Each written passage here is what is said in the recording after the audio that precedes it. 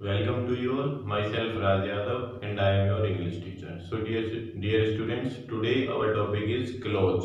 So in this video lecture we will discuss clothes and how many types of clothes are there. ठीक है, और ऐसे भी कह सकते हैं close is the one of the most important topic of your grammar. ये grammar के टॉपिक्स में से एक बहुत ज़्यादा इम्पोर्टेंट टॉपिक है आपके लिए और सबसे ज़्यादा सरल टॉपिक है। बस आपको एक बार समझ आना चाहिए कि क्लाउज कैसे पहचानते हैं, कितने टाइप्स के होते हैं। Let us see one by one. First of all clause. Clause को हिंदी में हम बोलते हैं उपवाक्य। उपवाक्य क्या होता है? ऐसे एक सेंटेंस होता है, ठीक है। First of all we will talk about sentence. एक सेंटेंस होता है, सेंटेंस में क्या होता है? एक सब्जेक्ट होता है, एक प्रेडिकेट होता है, या फिर हम ऐसे भी कह सकते हैं कि सेंटेंस में एक सब्जेक्ट होता है और एक वर्ब होता है। इस चीज को आपको पहले जस्टिफाई करते हैं। एक सेंटेंस होता है, उसमें एक सब्जेक्ट और एक वर्ब होता है, ठीक है। अब यहाँ पे बात करते हैं साइड में क्लोज की। क्लोज में क्या होता है? एक सब्जेक्ट और एक वर्ब होता है, ठीक है। अब देयर आर सम डिफरेंसेस। देखिए आप समझिए कि सब्जेक्ट वर्ब दोनों में ही है, ठीक है। क्लोज कभी कभी अपना पूरा सेंस देता है, ठीक है, और कभी कभी क्लोज समटाइम्स क्या होता है, close didn't give a complete sense, कभी कभी अपना पूरा सेंस नहीं देता है। तो हम कैसे रिकॉग्नाइज करेंगे कि ये क्लोज है या सेंटेंस है? तो फर्स्ट ऑफ ऑल क्या कंफ्यूजन होती है कि बच्चे ये समझते हैं, ठीक है, कि क्लोज अलग होता है, सेंटेंसेस अलग होते हैं, ठीक है। देखिए सेंटेंस क्या होता है, बहुत बड़ा होता है या छोटा होता है, वो क्लोज से मिलके एक सेंटेंस बनता है। जैसे फॉर एग्जांपल, जैसे Pinky is rich, Pinky is rich. यहाँ पे here Pinky is rich is a sentence, ठीक है। यहाँ पे पिंकी इज रिच एक सेंटेंस है। और अगर हम इसी को यहाँ पे बात करते हैं, Pinky is rich but she is sad, ठीक है। यहाँ पे मैं लिख दे रहा हूँ इसे आपकी और अच्छी समझने के लिए। Pinky is rich but she is sad. देखिए यहाँ पे एक सेंटेंस है और यहाँ पे Pinky is rich but she is sad. यहाँ पे ये एक क्लॉज है, पिंकी इज रिच।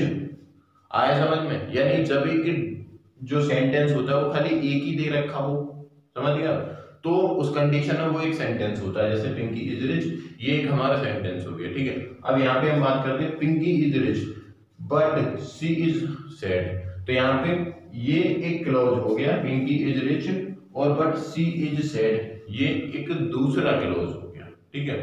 यहां तक बात समझिए। सेंटेंस अब जब भी अकेला आता है तो सेंटेंस होता है, और अगर उसके साथ कोई कंजक्शन लग के दूसरा वाक्य जुड़ जाता है तो वो जो सेंटेंस होता है उसका नामकरण हो जाता है, आप ऐसे कह सकते हैं। तो फिर उसे हम क्लॉज के नाम से जानते हैं, ठीक है। तो फर्स्ट ऑफ ऑल हमने समझ लिया कि क्लॉज होता क्या है और सेंटेंस और क्लॉज में बेसिक जो डिफरेंस होता है वो क्या होता है, ठीक है।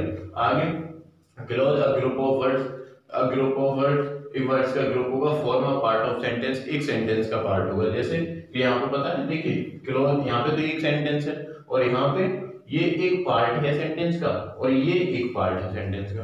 यहाँ तक क्लियर हो? Part of sentence and contains a subject and a predicate, और जिसमें एक सब्जेक्ट होगा, एक प्रेडिकेट होगा, या फिर एक सब्जेक्ट होगा, एक वर्ब होगी, ठीक है। Let us see example. Pinky is rich, यहाँ पे पिंकी इज रिच ये एक क्लॉज हो गया। आगे बट सी इज सैड, ये दूसरा क्लॉज हो गया। नेक्स्ट सीता फेल्ड, ये एक क्लॉज हो गया। और next because she did not read, ये एक क्लॉज हो गया, ठीक है। अगर हम इसे ही लिखते हैं सीता फेल्ड तो ये एक सेंटेंस हो गया।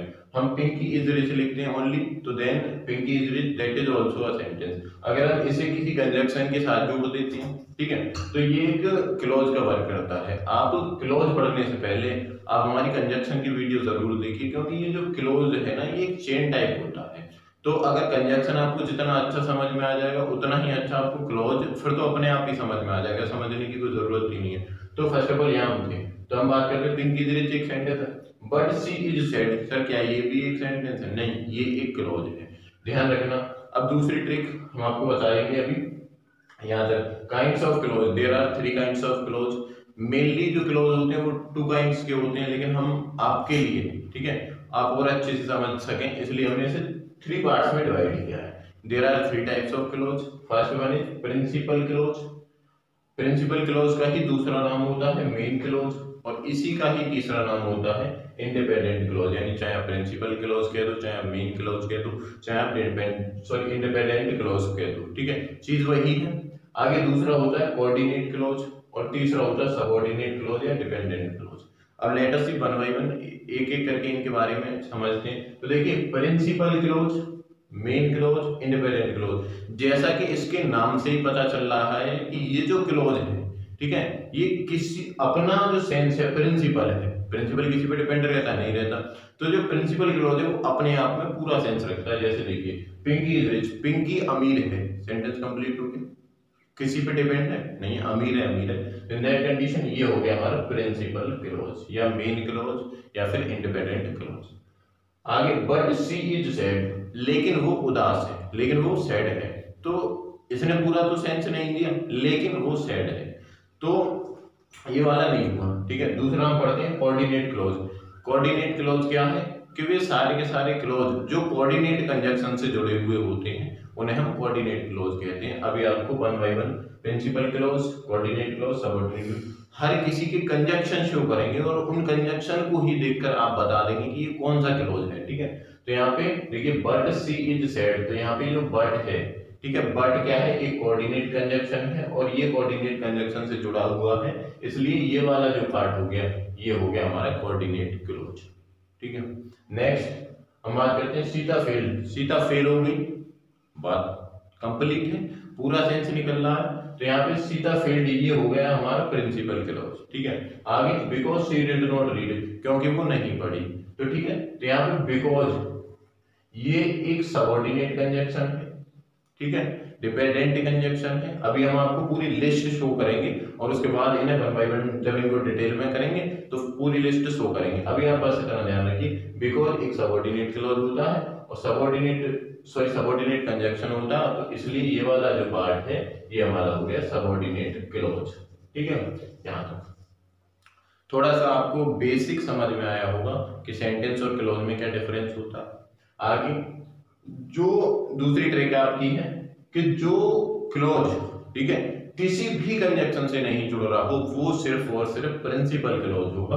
तो देखिए ये किसी से नहीं जुड़ रहा है, ये प्रिंसिपल क्लोज है, ये किसी से नहीं जुड़ रहा है, ये प्रिंसिपल क्लोज है, ये जुड़ रहा है। अब किससे जुड़ रहा है, कोऑर्डिनेट कंजक्शन से जुड़ रहा है, तो ये कोऑर्डिनेट क्लोज हो गया, और ये सबऑर्डिनेट कंजक्शन से जुड़ रहा है तो सबऑर्डिनेट क्लोज हो गया। इतना आसान है, इतना आसान है कि इससे आसान तो पूरी ग्रामर में कुछ नहीं है, बस आप सिर्फ समझिए और थोड़ा सा याद करना पड़ेगा, जो हम आपको लिस्ट प्रोवाइड करेंगे, ठीक है। Next kinds of clause, there are 3 kinds of clause जो आपने अभी पढ़ ली।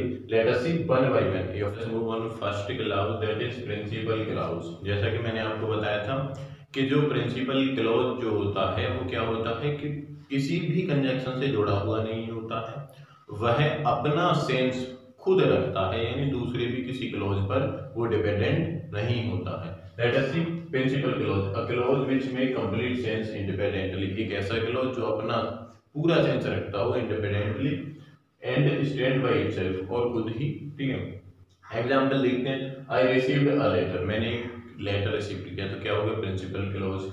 आई ट्राइड माय बेस्ट, मैंने अपना 100% दिया, ठीक है, ये जितना अच्छा मैं दे सकता था मैंने अपना बेस्ट दिया। इन दैट कंडीशन यहाँ पे क्या हो गया, प्रिंसिपल क्लॉज हो गया, ठीक है।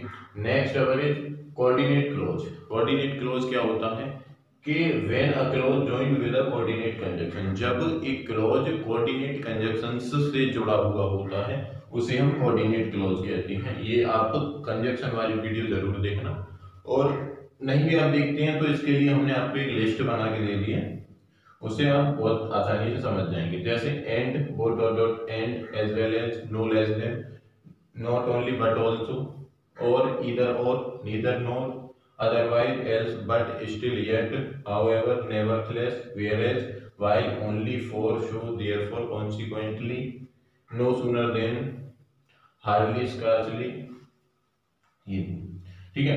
तो यहां तक आपको क्या करना है, ये याद करने हैं। जब इनसे कोई कंजक्शन जुड़ा हुआ होगा, ठीक है, कोई इन कंजक्शन से कोई सेंटेंस जुड़ा हुआ होगा तो वो क्या होगा, कोऑर्डिनेट कंजक्शन, कोऑर्डिनेट क्लॉज होगा, ठीक है। जैसे ये हो रहे हैं आपके so dot dot dot as और such dot dot dot that, ये हमने पूरी लिस्ट तैयार कर ली आपके लिए, ये आपको याद करनी है, और याद करने के बाद जो भी इनसे जुड़ा हुआ सेंटेंस होगा वही हमारा होगा कोऑर्डिनेट क्लॉज, ठीक है।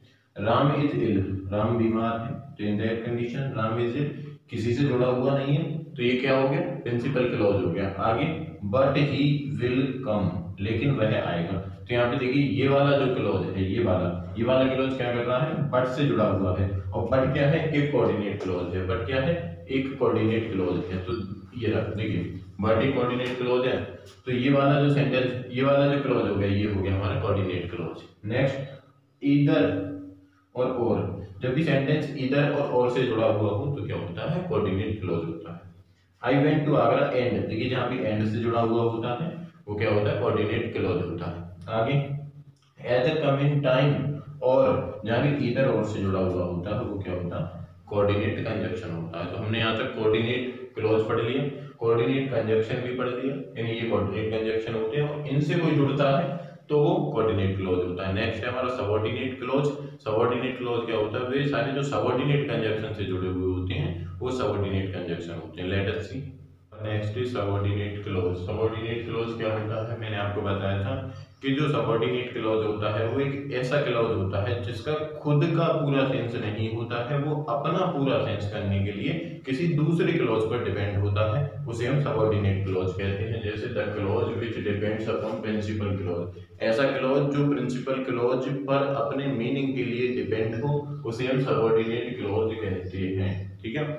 और उसकी दूसरी आइडेंटिटी है which start from subordinate conjunction. ये आपको याद रखना है कि जो सबऑर्डिनेट क्लॉज होगा वो हमेशा सबऑर्डिनेट कंजक्शन से ही जुड़ा हुआ होगा। नेक्स्ट जैसे that, if whether, until, unless, lest, when, where, because, etc।